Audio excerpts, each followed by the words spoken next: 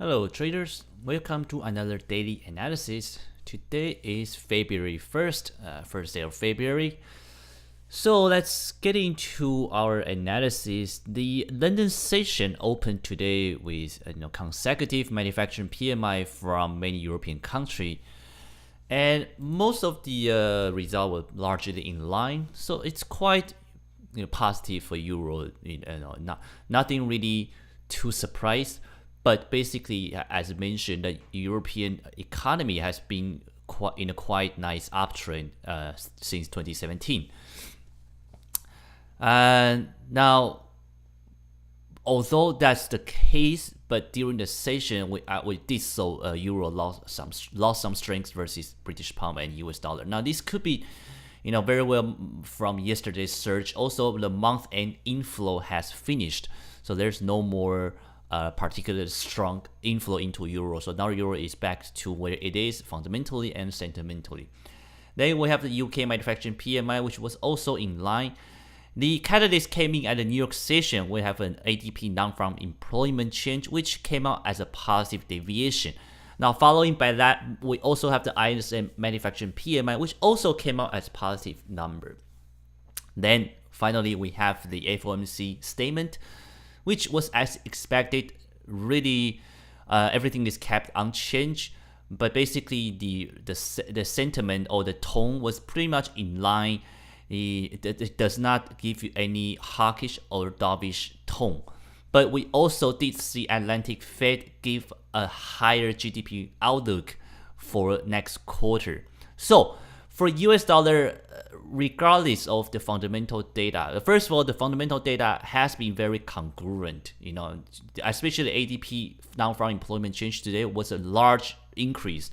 That pretty much gave us a really good sign that on Friday, the non-farm payroll should also be a positive number. So although fundamentally speaking, everything looks very, very well for US dollar. However, we did not see US dollar gaining any particular strength. On the contrary, we did saw US dollar again being sold across the board. So really the only explanation again is this negative sentiment from Donald Trump.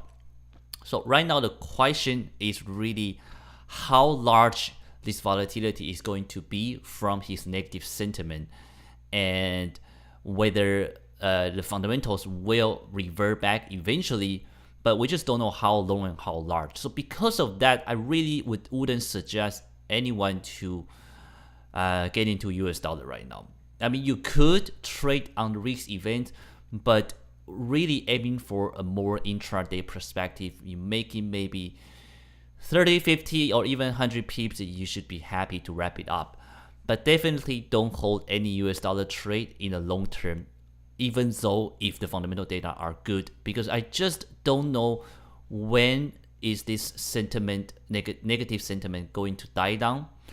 As for now, it looks like it's again more than what I expected. I am still in my dollar yen trade. I am still in this drawdown.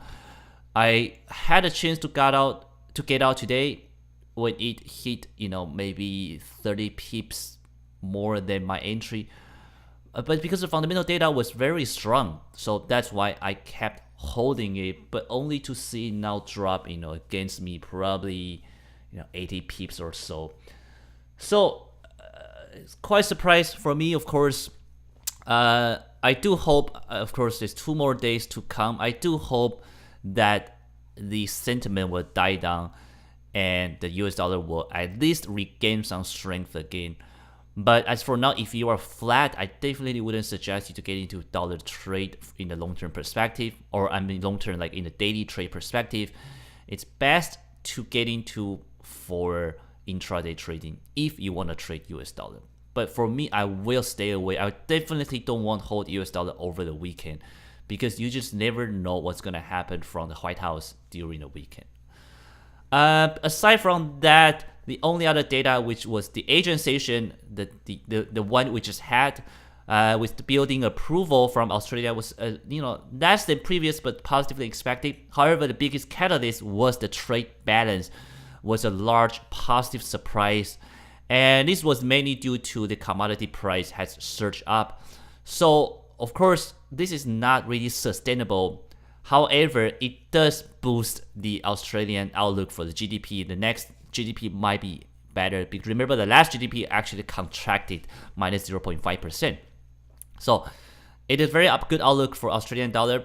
And of course, if you trade the risk event, definitely shoots up 50 to 80 pips. But we just don't know how lasting it is. As for now, it definitely boosts up the sentiment. So it is Australian dollar right now. It's a pretty good buy during the intraday trade. Now I keep mentioning intraday trade because that's really my stance nowadays. And the reason is because we are not only dealing with the new president of United States. Right now, the world is a geopolitical connection. This is a globalization. So what happened is that what happened in US is going to affect global market. And that's why it's really hard to put a more long-term perspective at this point. I mean, you could. For me right now, my strategy is I either do a day trade, like a short-term trade, intraday trade, or I do a weekly trade. So in that way, I can either better manage the sentiment or completely ignore the sentiment. So that's my strategy nowadays. As I mentioned, you have to adapt to the market as a trader. So my strategy nowadays, because the sentiment is so vulnerable for all the currency to react to it. So if you want to trade it, you trade in a much shorter time frame, and providing if you can constantly monitor the market. If you cannot do that, then I would suggest you to do a much longer time frame, perhaps in a weekly perspective. If you want to do daily, then definitely leave a much wider stop loss. So that way it will be much better. Because look at my dollar yen trade with such a large stop loss, I still got stop out, and that's just something beyond my control. So if you have other occupations that you need to attend, you cannot really monitor the market.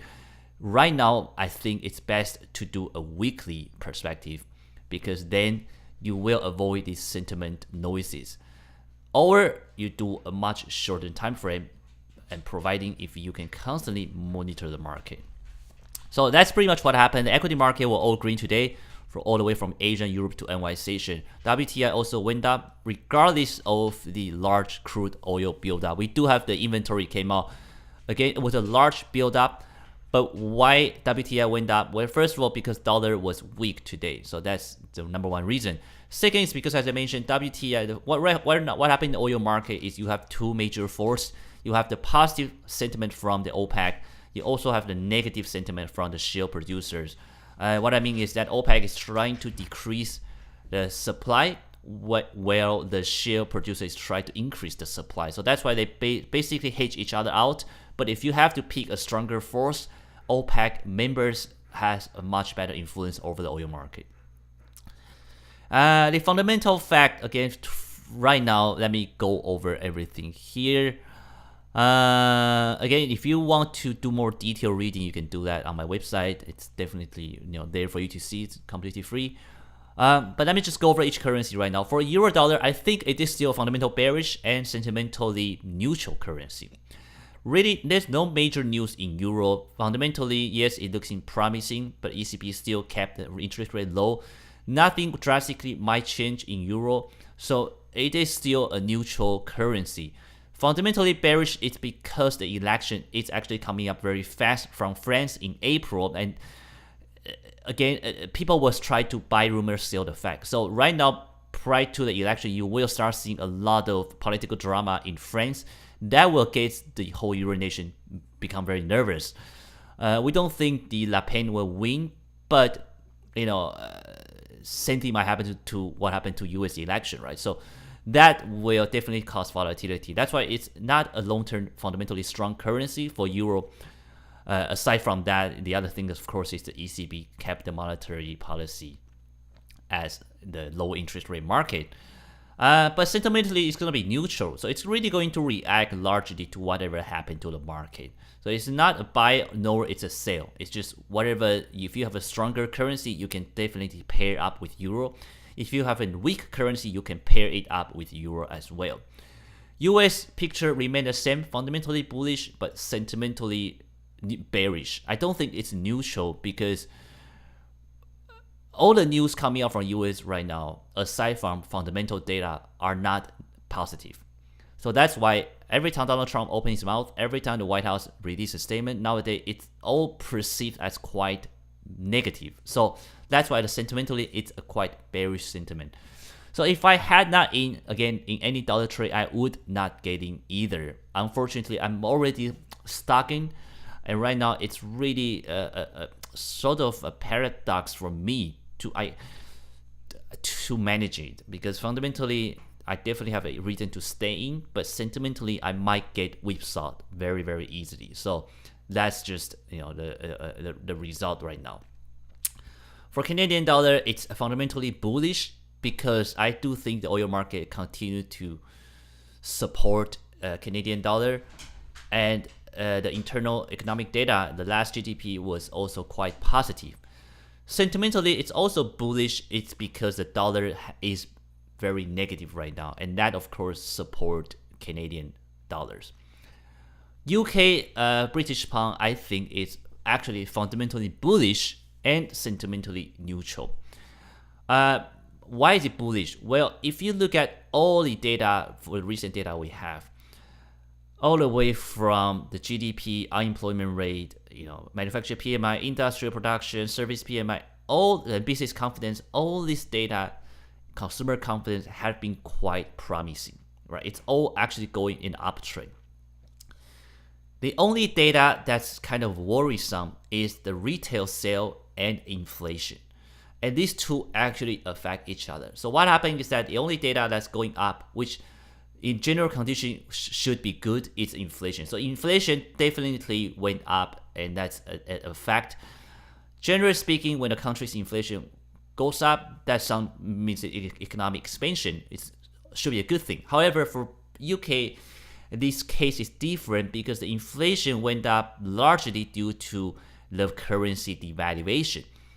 And that effect has slowly reflected in the retail sale because the goods and services had started to become quite expensive, which decreased the consumption and further decreased the retail sale.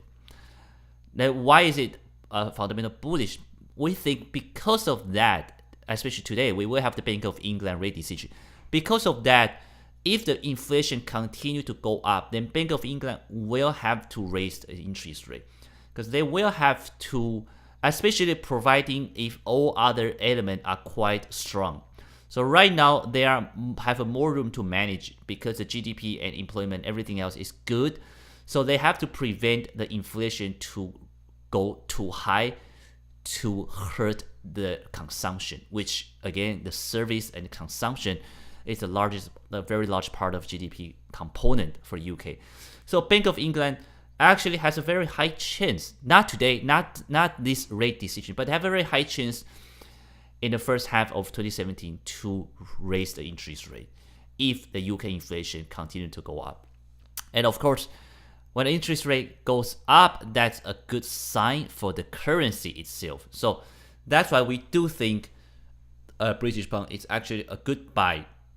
Sentimentally, it's become neutral because back then it was bearish due to the Brexit. Now everything looks quite certain. Today we had a parliament pass the first round of voting. That means the Brexit is going to go ahead to the next stage.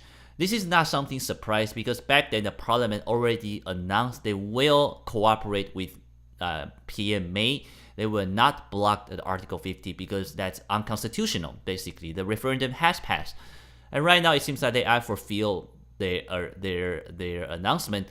So it does look like yes, the Brexit there is still a tint of uncertainty, definitely.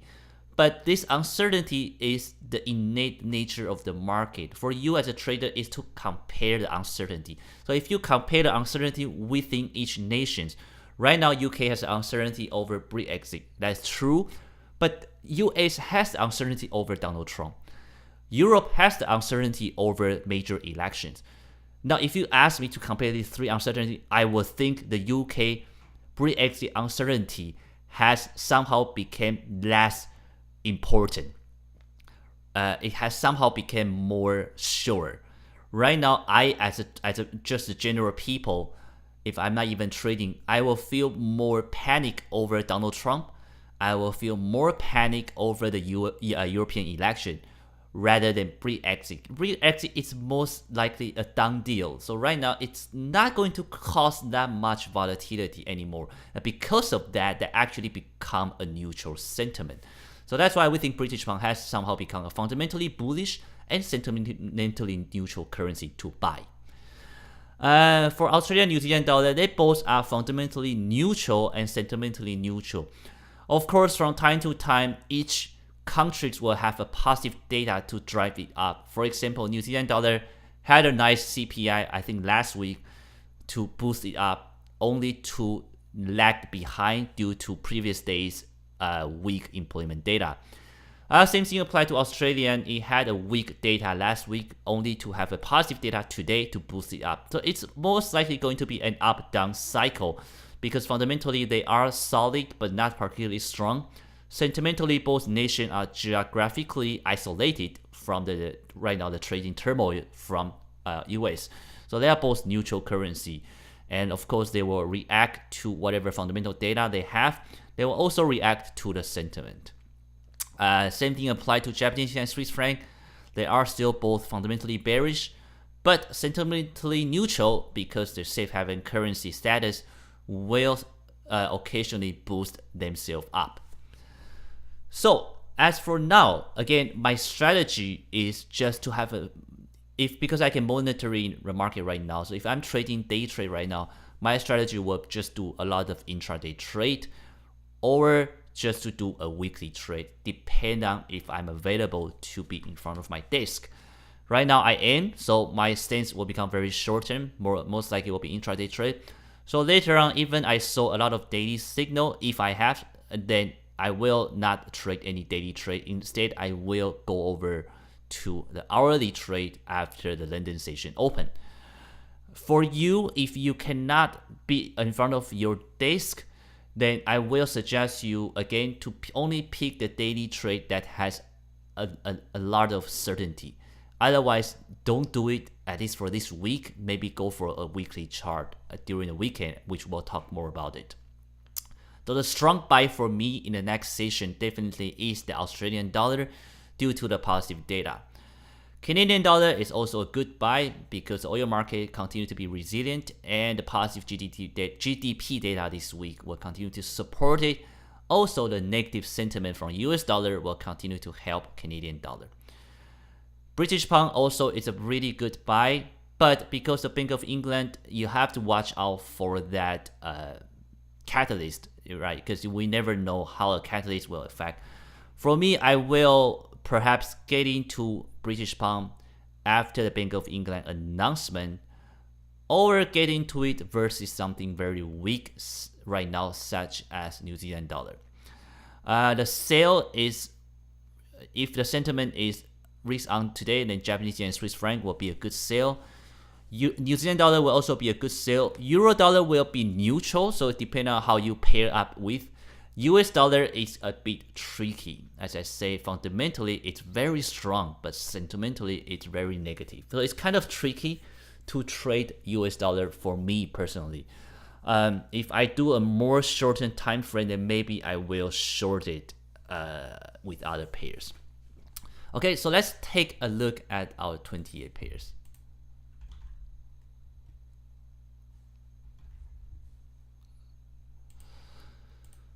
Well, first thing first, take a look at my current trade. I don't have any day trade right now, daily trade, but I just want to show you again, this is what I'm saying. This kind of large movement was really, there was no fundamental catalyst. It was just Donald Trump's comment. And that was really outside, beyond my expectation. Right now, really, as you can see, 11250 is holding up quite 11250 holding up quite strong, but it does look like we are going to retest again and we might break out any moment. If that's the case, then the next zone will really be 110 right now at here, which is 200-day moving average. But again, I'm really not interested to get into dollar right now. I'm just trying to see how it's gonna happen to my current trade. So this is only intraday trade I have, right? It's not a daily trade. If you go to hourly chart, look at dollar yen. What happened today is it actually climbed up ever since yesterday's Asian session. Went up pretty nice all the way. Had a nice high peak here right at the release of all the positive fundamental data. On the afternoon, after the FOMC meeting, for whatever reason, the market starts selling it. And now we continue to drop. So not a really good picture for me personally. But if you are clean from US dollar, then you could sell not against Japanese yen unless you have a risk of sentiment. You could definitely pick Aussie dollar. Aussie dollar already shoots up because of the trade balance, so maybe you can buy when it retraces. Okay, so let's take a look at daily chart first. See what we have. So take a look at euro. So euro pound, we had this, sort of engulfing candle. Again, if you're doing daily, then I wouldn't suggest you to get in because we don't have enough certainty for this trade. Also, you have very strong 200-day moving average right here. So I would just ignore this signal, not do anything about it. If you are doing intraday, however, you could short euro pound after the Bank of England statement, providing if that statement is a positive statement for British pound. Also, watch out for the UK Parliament update for today. Euro Swiss, don't have anything. Euro dollar will continue to go up. Even if you're looking technically, it does look like it's gonna keep going up. But the other thing worry you, it will be the 1.09 will be a quite strong resistance. So again, I don't have any signal here. If you are doing daily chart, there's nothing you can trade. If you are doing intraday trade, I still wouldn't do euro dollar because I don't have any catalyst. I rather do cable, but we'll keep going. Euro Aussie again dropped due to the Australian positive trade balance. Don't really have anything right now. This is not a kangaroo tail per se. It does not close low enough. So no signal here. Euro CAD, again, no signal here. Euro USD, I don't have anything. And finally, Euro Yen. I don't really have anything here. I mean, it is a nice kangaroo tail or not, but nevertheless, I don't have any particular strength or weakness in favoring in these two currency. Pound Swiss went up today from yesterday's kangaroo tail. Now British pound is looking nice. Might very well keep going up, but you do have a strong resistance right in this area, so be careful for that. But nevertheless, for any British pound trade, if you are doing a daily trade, try not to get into it because you do have a strong catalyst today. So if you cannot monitor it, then don't get into right now. If you want doing intraday trade, you could use the catalyst to get in to either buy British pound or short it. Pound cable again continue to edge up, and we are really near this 1.2750, which will be a strong resistance area for a lot of people to sell it. Pound Aussie also, it's not much reaction. If you look at it, you realize British pound it is quite strong because compared to other currency versus Australian dollar, it actually holds up pretty well. Pound CAD, also Pound New Zealand, and Pound Yen. Pound Yen might be a good buy. We did not close above this. Okay, anything I say again is not in the daily chart perspective. I wouldn't do any British pound trade if you are doing daily because of the risk events. But if you're doing intraday trade, Pound Yen again might be a good one to buy, providing if the Bank of England has a quite positive statement. If you can climb up to this 200-day moving average, it will be another good sign that this thing will keep going up. Right now, we are right in this range area, so kind of tricky to say where it's gonna go, but it does come from a previous uptrend, a little bit retracement Now it might be a lower low, or it might simply just be a triangle for it to break out, right? Swiss franc, Japanese yen, really nothing to talk too much about this currency. Sorry. Dollar Swiss. We drop close below 200 moving average. We try to close above. We are close above a little bit, but really for me it's insider bar, right? So this is going to depend where it's gonna go. Again, not something I recommend you to get into it, just because I don't want to get into US dollar trade for a daily perspective right now. But fundamentally speaking, let's go to weekly chart. If you are really wanting to just sit and forget, the dollar is still a good buy, right? It just, you have to basically avoid that sentiment trap. But for now, it is what it is. We'll see what happened. Dollar CAD continued to drop, and today we have this sort of inside kangaroo tail. Now, what happened to dollar right now is a 1.30 will be a very strong support. We did penetrate it very fast a couple days ago, but we haven't been able to close below 1.30 for a long time, since September 2016. So this, if any candlestick close up below it, will be a significant sign that dollar CAD might keep going down. But again, the only thing about it is just, if you're doing any of a dollar short trade, knowing that you are shorting a currency that has a very strong fundamental strength. So because of that, I tend to not like doing that. However, if you are doing the intraday perspective, dollar CAD will be a good short later on during the London session. I do think it's a good currency to short.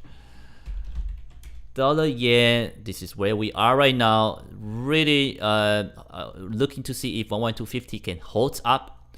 And really the rest, I really don't have anything more to know. Aussie Swiss, again, another good currency to long, but you could do in a daily perspective. I mean, it's kind of late already. In my retrace, you could put a buy above this green candle and low right here, and you could do that. I mean, personally, I will wait the London session for some sort of retracement. I might not get it. That's just the thing, you know. If you skip the Asian session, sometimes you do have one of you good trade, but because of the thin liquidity, it's just not. Also because basically your own time zone. For me, it's just not worthwhile to be up there do the Asian session, because it's just too tired for me to do that. So for me, I just get rid of that, and sometimes I do miss this kind of signal. But Aussie Swiss will be a nice one if you choose to do a daily trade.